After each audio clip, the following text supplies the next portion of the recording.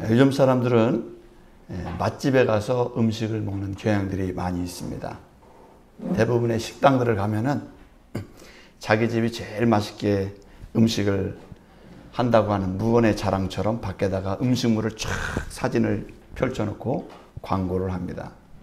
그러면 사람들은 지나가면서 그 음식물의 광고물을 보면서 야, 저 집이 원조인가 보다. 저 집이 정말 제일 맛있는가 보다 하면서 그 집에 들어가서 음식을 먹기도 합니다.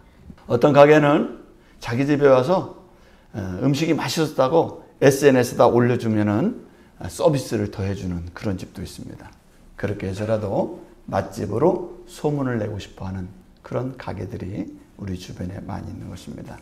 그런데 일본 출신의 이 초밥의 장인이라고 하는 오노지라고 하는 분이 있었어요.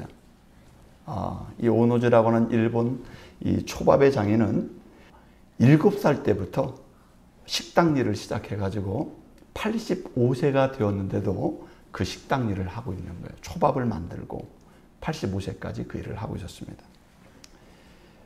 이분은 일본에서는 초밥 하면은 1등이에요. 이분이 어느 날 한 텔레비전 방송에 나오게 됐습니다.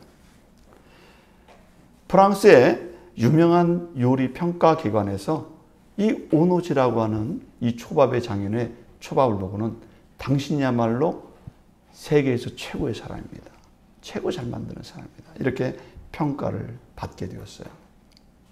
사실 7살 때부터 85세까지 초밥만 만들었으니 초밥을 딱 주면 그 밥알의 개수까지 알 만큼 이분은 너무너무 잘하는 것입니다. 그런데 이분은 타의 추종을 부러워할 만큼 그렇게 잘 만드는데도 불구하고 계속해서 초밥에 대해서 연구를 하고 있다는 것입니다. 그래서 이 텔레비전에 나오는 이 진행자가 아니 당신은 이 초밥에 대해서는 세계 1등인데 왜 지금도 그렇게 초밥에 대해서 연구하고 있습니까? 그렇게 물어봤어요. 그랬더니 이 85세 되신 이 오노지라고 하는 이분이 이렇게 말했어요. 더 맛있게 만들 수 있는 방법이 있을 것 같기 때문에 나는 계속해서 그걸 찾아봐야 된다.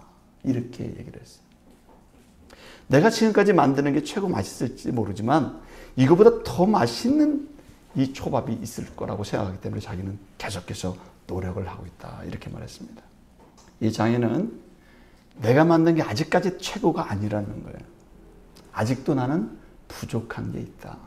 이렇게 고백을 한 것입니다. 이 세상에서 가장 지혜로운 사람은 어떤 사람일까요? 이 세상에서 가장 지혜로운 사람은 자신의 부족함을 아는 사람이 가장 지혜로운 사람인 줄로 믿습니다. 이 세계 철학자 중에 최고의 으뜸이라고 하는 이 그리스의 유명한 철학자 소크라테스는 이런 말을 했어요. 나는 내 자신이 모른다는 것을 아는 사람이다. 그런데 다른 사람들은 자신이 모르면서도 안다고 생각한다.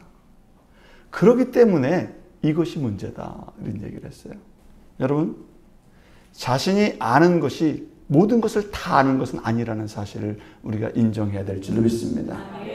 우리 인간이 아무리 자신의 분야에서 전문가라 할지라도 그 부분에 부족한 것이 있는 것입니다. 우리는 하나님 앞에서 우리가 부족한 자이고 아직도 모르는 것이 있다는 것을 인정하는 사람이 되어야 될 줄로 믿습니다. 오늘 성경에서 하나님의 아들이신 예수 그리스도께서 갈릴리에서 젊은 청년들을 만나고 있는 것을 볼 수 있습니다. 그리고 그들에게 하는 말씀이 있어요. 갈릴리에서 어부들에게 뭐라고 말씀하십니까? 나를 따르라 이렇게 말씀하고 있어요. 너희들도 지금 어부에 대해서 고기 잡는 것에는 전문가지만 너희들은 인생에 대해서 모르는 게 있다. 하나님의 나라에서 모르는 게 있다. 너희는 나를 따르라.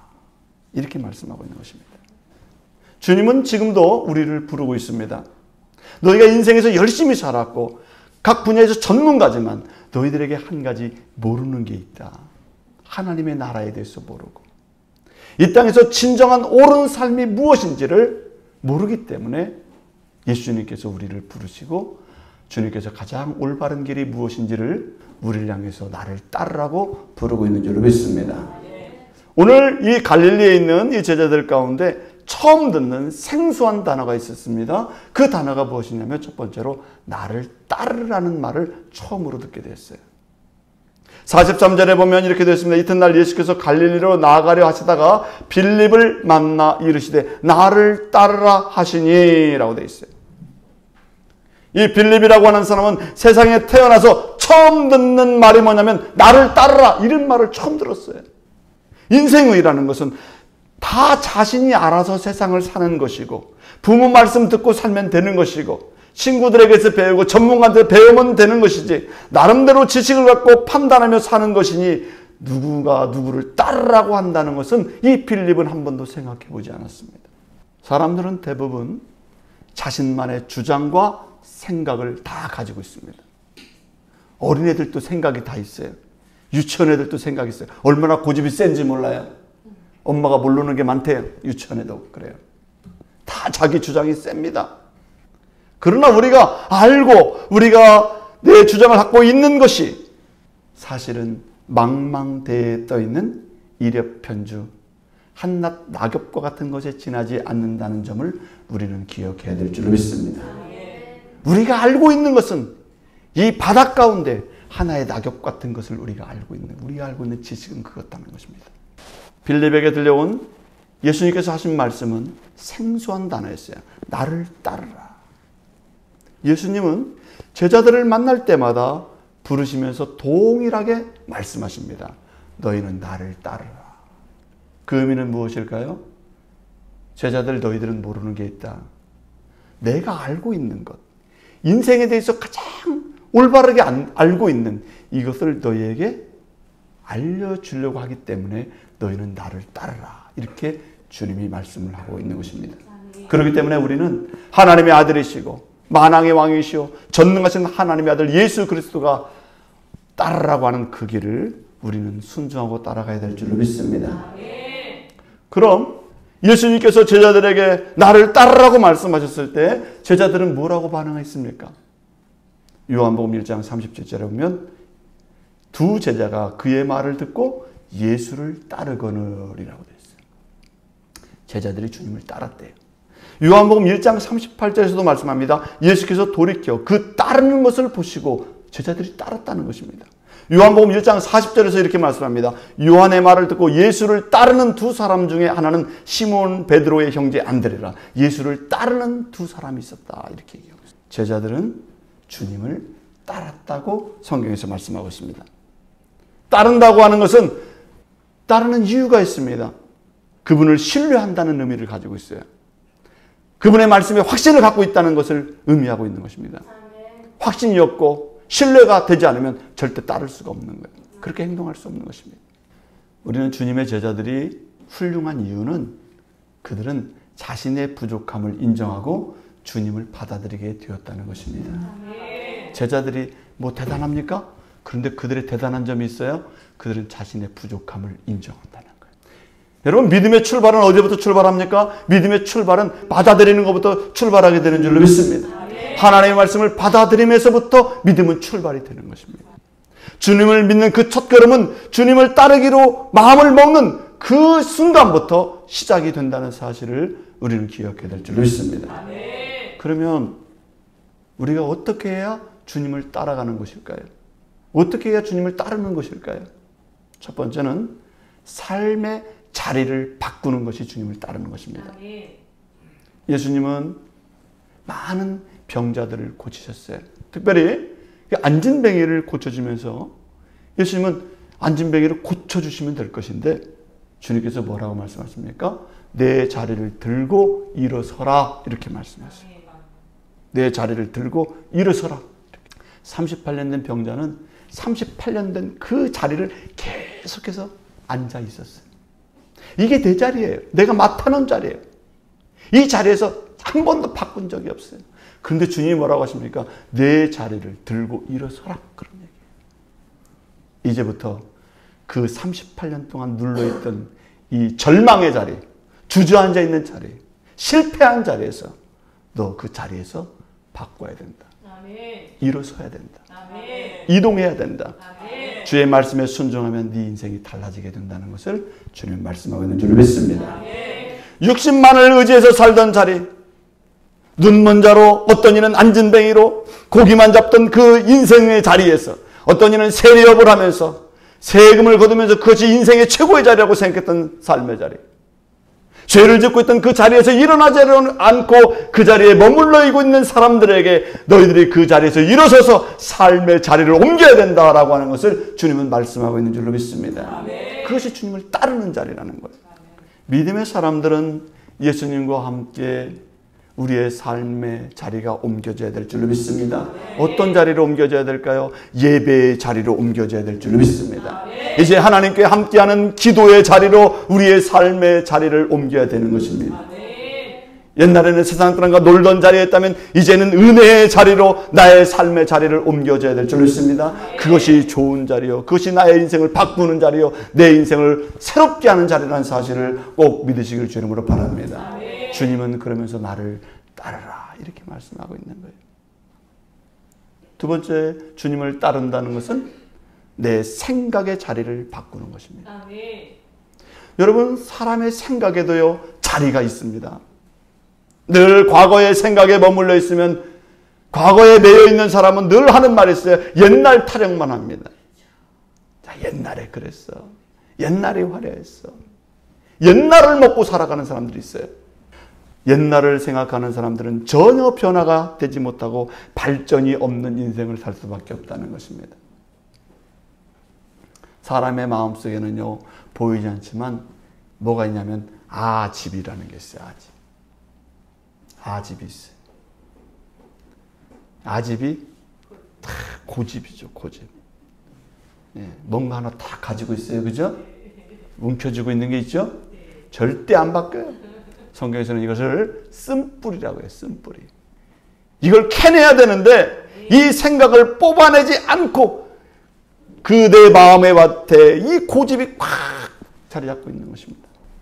하나님은 우리의 이 마음속에 있는 고집과 아짐의 이 쓴뿌리가 뽑혀나가기를 주님이 원하는 줄로 믿습니다. 여러분, 이 생각을 바꾸는 것이 바로 주님을 따라가는 방식인 줄로 믿습니다. 하나님께서는 이스라엘 백성들이 출애굽을 했습니다. 그런데 하나님께서 아니 일주일이면 딱 가나안 땅에 들어가면 얼마나 멋집니까? 예? 일주일이면 사람이 싹 바뀌면 얼마나 좋습니까? 그런데 하나님께서 40년 동안 광야에서 그들을 훈련을 시켰어요. 왜 훈련을 시켰습니까? 그들이 애굽에서 가졌던 생각을 빼내지 못했기 때문에 그러는 것입니다. 애굽에서 430년 동안 그들은 항상 마음속에 나는 종이야, 나는 노예야, 나는 스스로 못해, 내가 뭘 할 수 있겠어, 늘 부정적인 생각 속에 있었던 사람들이 이스라엘 백성들이었어요. 애굽에서 종살이하던 의식, 하나님 말씀을 신뢰하지 못하고 부정적이었던 마음, 매사에 불평과 불만을 가졌던 이스라엘 백성들이었습니다. 그들이 가나안 땅을 정탐하고 돌아왔어요. 정탐하고 돌아왔는데도 불구하고 젖과 꿀이 흐르는 땅을 주겠다고 하나님이 약속하셨지만 그들은 부정적인 말을 내뱉습니다. 그 땅을 우리가 들어갈 수가 없어요. 우리는 그들이 보기에는 메뚜기 같은 존재입니다. 우리는 못 들어가요. 애굽에서 분명히 나왔는데도 불구하고 그들의 생각은 전혀 바뀌지 않았어요. 하나님이 유월절을 통해서 그들을 이끌어 주셨어요. 그러나 그들이 바뀌지 않은 게 무엇입니까? 생각이 안 바뀌었어요. 마음속에 있는 자기 자아가 바뀌질 않았어요. 사랑하는 성도 여러분, 예수님을 따른다는 것은 내가 세상에서 가졌던 잘못된 생각을 고치고 생각의 전환이 일어나야 되는 것이 바로 주님을 따르는 방식인 줄로 믿습니다. 내 마음의 잘못된 점들을 겨울에 단단한 논과 밭을 쟁기로 다 갈아엎는 것처럼, 쟁기로 갈아엎어야 옥토가 돼서 거기다 곡식과 식물을 심을 수 있는 것처럼 우리 마음의 잘못된 부분도 하나님 안에서 다 갈아엎어졌을 때 그곳에 내 생각이 바뀌게 되고 하나님의 말씀이 신기워져서 이 땅을 더 풍요롭고 은혜로운 더 멋진 인생을 살아갈 수 있는 우리 믿음의 사람이 된다는 사실을 꼭 기억하기를 주 이름으로 축원합니다. 여러분, 주님 앞에서 내 잘못된 생각, 내 아집을 내려놓고 주님의 생각을 받아들이는, 주님을 따르는 자들이 되기를 주 이름으로 축원합니다. 세 번째는 자기 기준, 가치 기준을 바꾸는 것이 따르는 거라는 거예요. 자기의 가치 기준을 바꾸는 것입니다. 따른다는 것은 또한 무슨 의미를 가지고 있냐면 내가 주님으로부터 배우겠다고 하는 의식인 것입니다. 내가 중요하게 여겼던 것과 예수님이 중요하게 여기는 것에 차이가 생길 수가 있어요. 하나님이 옳다고 여기는 것과 여러분이 옳다고 여기는 것에는 격차가 생길 수 있는 것입니다. 하나님이 중요하게 여기는 것과 내가 중요한 것이 충돌이 생겨요. 그때 믿음의 사람은 어떤 것에 더 가치를 두어야 할까요? 믿음의 사람은 주님을 따르는 것에, 주님의 말씀에 더 귀한 가치 기준을 두어야 될 줄로 믿습니다. 내 기준이 아니라 예수님의 기준, 내 기준이 아니라 성경의 기준에 내가 맞춰서 갈 수 있는 사람, 그 사람이 바로 주님을 따르는 사람인 줄로 믿습니다.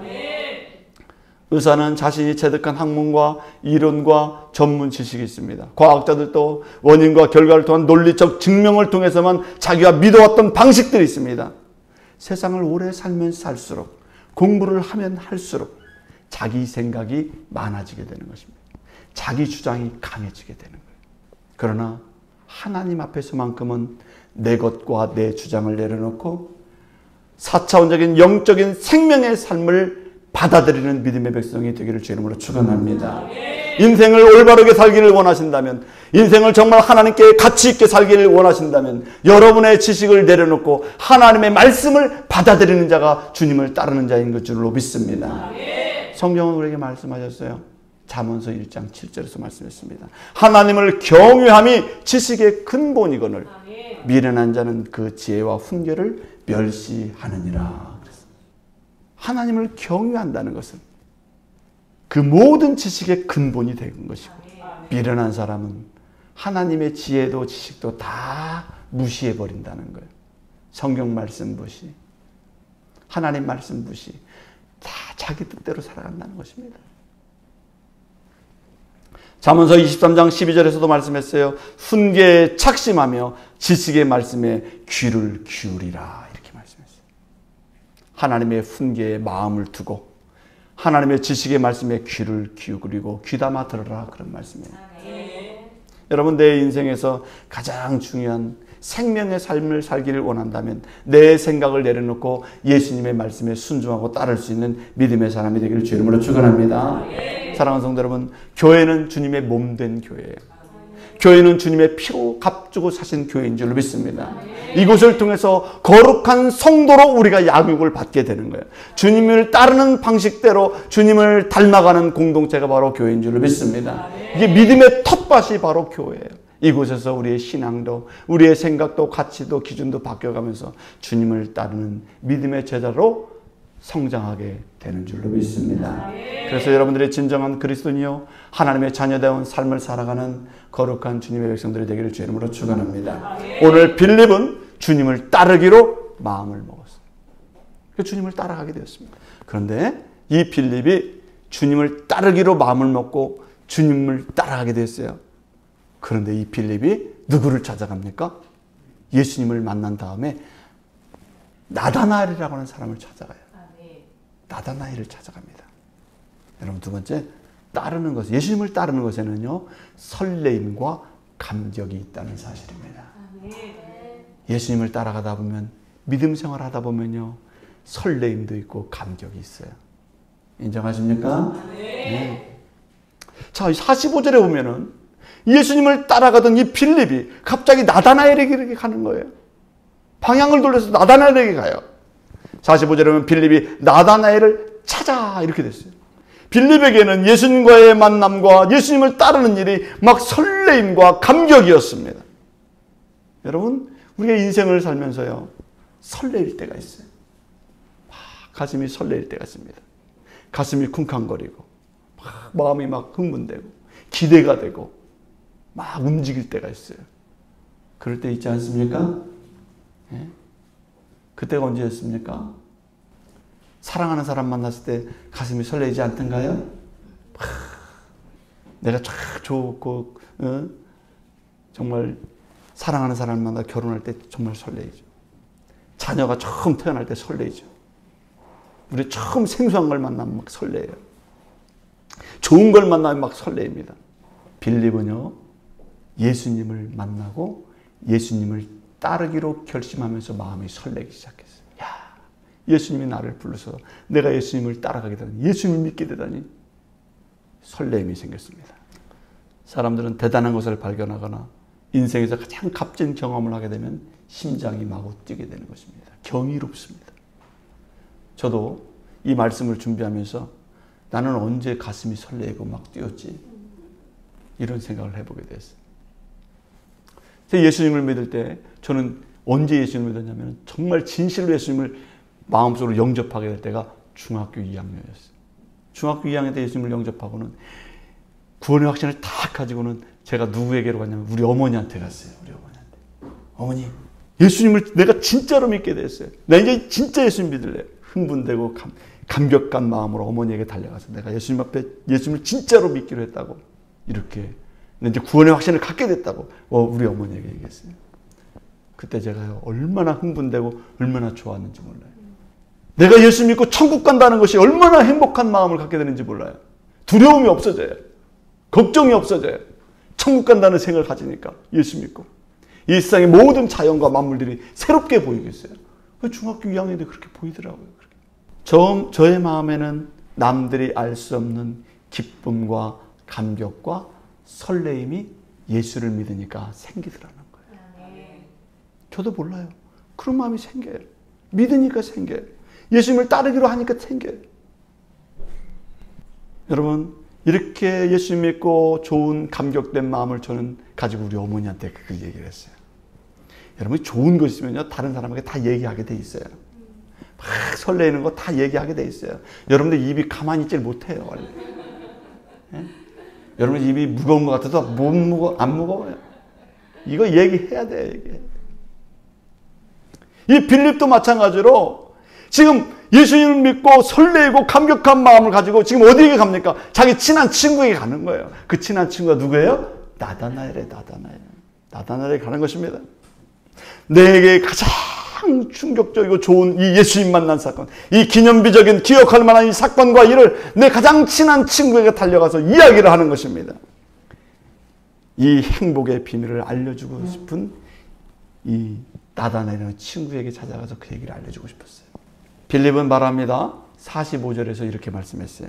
빌립이 나다나엘을 찾아 이르되 모세가 율법에 기록하였고 여러 선지자가 기록한 그 일을 우리가 만났으니 요셉의 아들 나사렛 예수니라. 그랬어요. 빌립이 말합니다.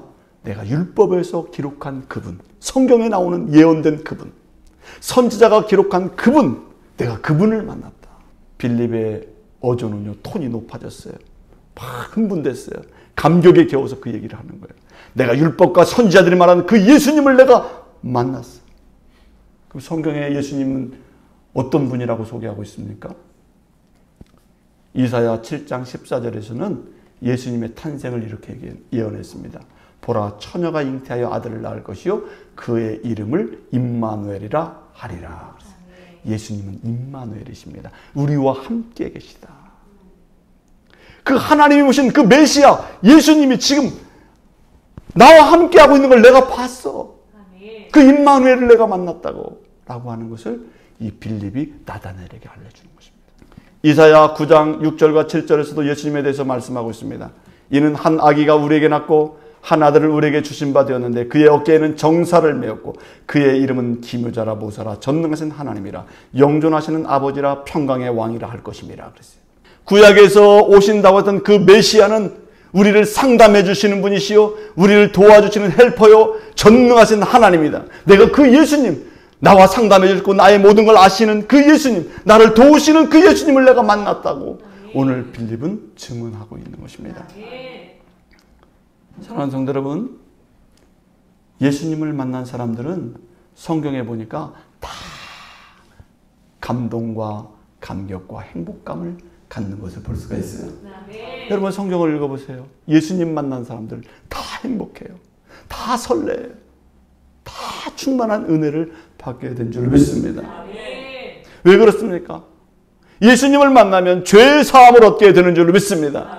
이 땅에 소망이 없던 사람이 구원의 은혜를 갖게 되고 인생의 비전을 갖게 되는 줄로 믿습니다. 용서받을 것 같지 않던 내 인생의 용서가 되고, 주님이 나는 사랑을 한 번도 받아보지 못했는데 그분이 나를 사랑해 주시는 그 사랑에 감격을 하게 되는 줄로 믿습니다.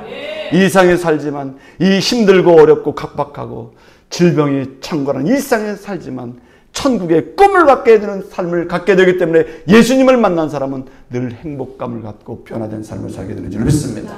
소망정에 웃게 되고 행복한 인생을 살게 되는 줄 믿습니다. 예수님은 우리에게 그렇게 인생을 바꿔주기 위해서 이 땅에 오셨던 것입니다. 사랑하는 성도 여러분, 예수님과 함께하면 결코 내 안에 주신 그 행복을 잃어버리지 않게 될 줄 믿습니다. 예수님과 함께하면 예수님이 누구에게라도 주시는 이 구원의 감격과 이 기쁨을 누구도 빼앗을 수 없는 줄 믿습니다. 예수님과 함께하면 은혜 안에서 만족감을 갖고 행복감을 갖고 살아가게 되는 것입니다. 오늘 빌립은 이 감격한 마음을 나다나엘이라고 하는 그 친구에게 전해주고 나눠주고 싶었던 것입니다. 사랑하는 성도 여러분, 오늘 우리들도 예수 안에서 주시는 구원의 비밀과 내 안에 주신 평안과 인생의 비전을 내 주변의 사람과 함께 나눌 수 있는 믿음의 사람이 되기를 주의 이름으로 축원합니다. 그러면 이 소개를 받았던 나다나엘은 어떻게 예수님을 만나게 될까요?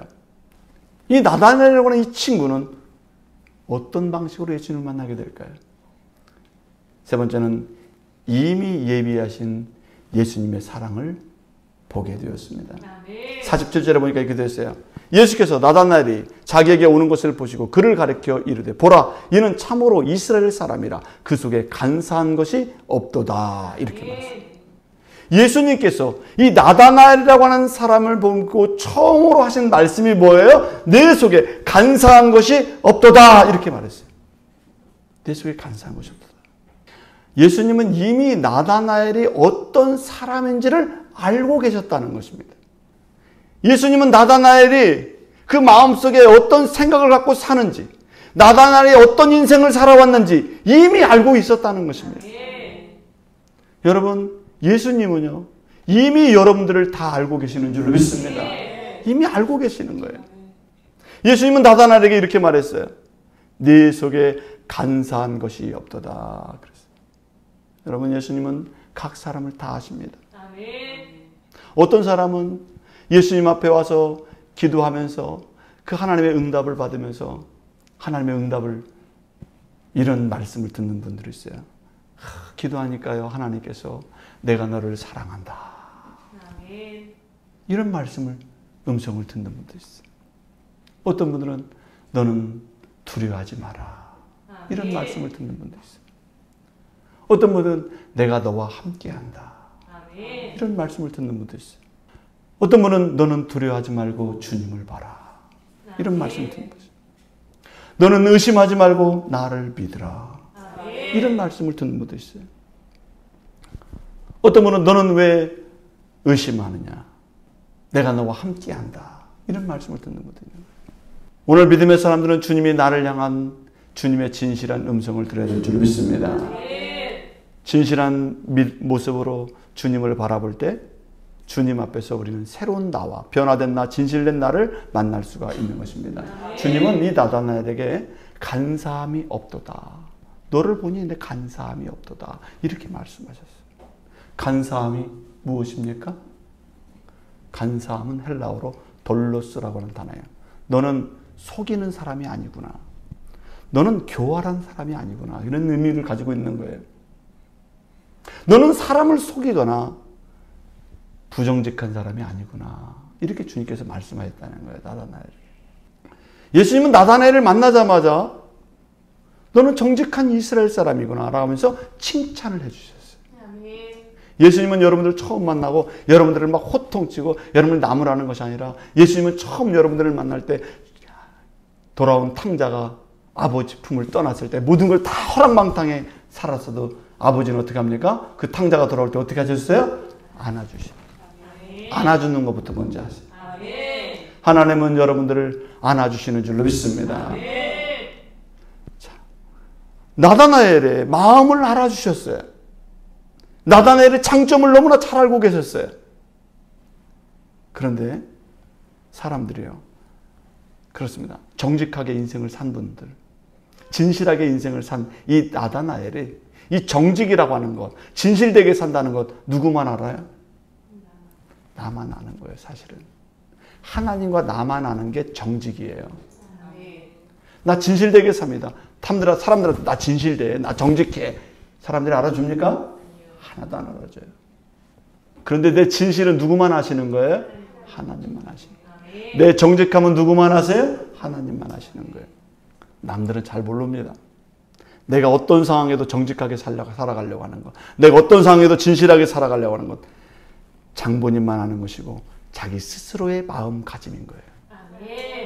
그런데 예수님은 나다나엘을 만나자마자 뭐라고 말씀하셨다고요? 나다나엘아, 네 속에 간사함이 없도다. 네 안에는 교활함이 없도다. 나다나엘은 한 번도 자기 자신을 나는 정직한 사람입니다, 나는 뭐 간사하지 않습니다, 나는 교활한 사람 아닙니다 떠버린 적이 없어요. 그런데 주님은 이미 나다나엘의 속마음을 다 알고 계신 줄로 믿습니다. 그래서 나다나엘이 반문하는 거예요. 예수님 앞에 48절에서 이렇게 얘기합니다. 나다나엘이 이르되 어떻게 나를 아시나이까? 어떻게 내 속을 어떻게 알아요? 나 이런 얘기 한 번도 안 해봤어요. 친구들한테. 내 주변 사람들 내가 이렇게 정직하고 진실하게 살아가려는 거 친구들 몰라요. 나 하나님 앞에서 그렇게 살아가려고 했던 사람입니다. 다른 사람 몰라요. 그런데 당신께서 나를 어떻게 아시나이까? 내 이 마음가짐을 어떻게 아시나이까? 그런 거예요. 예수님, 사실 난 그런 사람입니다. 말을 안 해서 그렇지 나는 다른 사람 속이는 거 제일 싫어해요. 나 교활하게 살아가는 거, 꼼수 써서 살아가는 거 제일 싫어합니다. 나는 하나님 앞에서 남들은 알지 못하지만 나는 그렇게 간사하게 살지 않으려고 노력했던 사람입니다.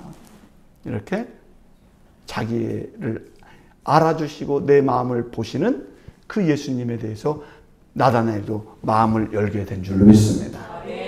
우리 주님은 우리의 모든 걸 다 하실 줄로 믿습니다. 그러니까 나다나엘도 기쁜 거예요. 하나님이 나를 알아주시는구나, 하나님이 나를 이해하시는구나, 행복감이 들게 생겼습니다. 그래서 나다나엘이 예수님 앞에 신앙의 고백을 하게 돼요. 뭐라고 신앙의 고백을 합니까? 49절에서 이렇게 말합니다. 당신은 하나님의 아들이시요 당신은 이스라엘의 임금이로소이다. 빌립이 나다나엘에게서 내가 설레이고 감격한 예수님 만난 사건을 나다나엘에게 알려줬더니 나다나엘도 예수님을 만나게 되었다는 사실을 성경에서 알려주고 있는 것입니다. 사랑하는 성도 여러분, 예수님은 나의 모든 것을 아시는 분인 줄로 믿습니다. 예수님은 이미 나를 보고 계신 줄로 믿습니다. 예수님은 이미 나의 내면과 내 아픔과 내 슬픔과 내 고통도 다 아시는 분이신 줄로 믿습니다. 세상 사람들 다 나를 몰라줘도 주님은 나를 아세요. 주님은 나를 사랑해 주시고 나를 제자 삼아 주시기 위해서 나를 따라오라고 말씀하시는 것입니다. 여러분, 나 혼자 아프다고 생각하지 마세요. 주님이 여러분들의 아픔을 아실 줄로 믿습니다. 내가 당하고 있는 슬픔과 괴로움 주님이 다 알고 계십니다. 내가 속으로 울고 있는 고통도 아시고 내가 몸부림치며 살아가고 있는 모습도 주님이 다 알고 계신 것입니다. 그러니 실망하지 마시고 주님 앞에 내 마음을 여시고 주님을 진실로 따라가는 믿음의 사람이 되기를 주의 이름으로 축원합니다. 오늘 빌립이 주님을 따라가고 나다나엘이 주님을 따라갔던 것처럼 내 아집, 내 고집 내려놓고 내 모든 것을 아시는 주님을 믿음으로 받아들이고 주님을 따라가는 믿음의 사람이 되기를 주의 이름으로 축원합니다. 기도하겠습니다.